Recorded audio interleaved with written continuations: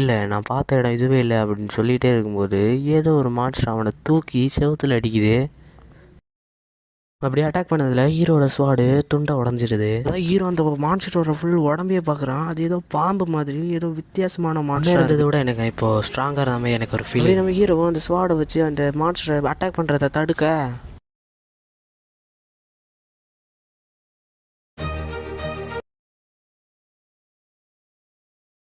இன்னொரு அடி அதுக்கிட்ட இருந்து வாங்கினா நான் கண்டிப்பாக செத்துருவேன். ஆனால் நான் ஸ்ட்ராங் ஆகணும்னு நினச்சேன். ஆனால் அந்த அளவுக்கு நம்ம ஹீரோவும் இன்னும் நான் ஸ்ட்ராங் ஆகணும் அப்படிங்கிற மாதிரி கத்துறான். அப்படி நம்ம ஹீரோவோட ஃப்ளாஷ்பேக்கை கொஞ்சமாக நமக்கு காட்டுறானுங்க.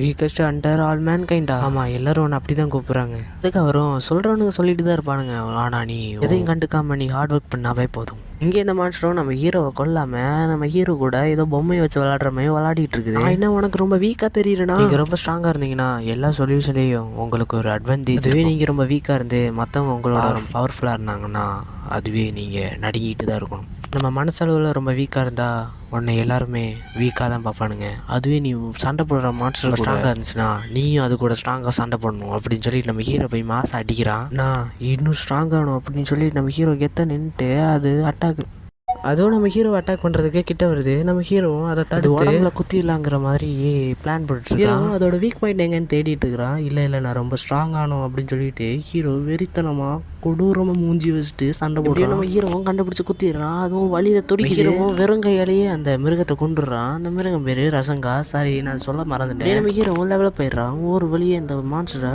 கொண்டுட்டு அப்படி கெத்த நம்ம ஹீரோ நின்றுருக்கான். வீடியோ நம்ம சேனலில் இருக்குது, போய் பாருங்கள்.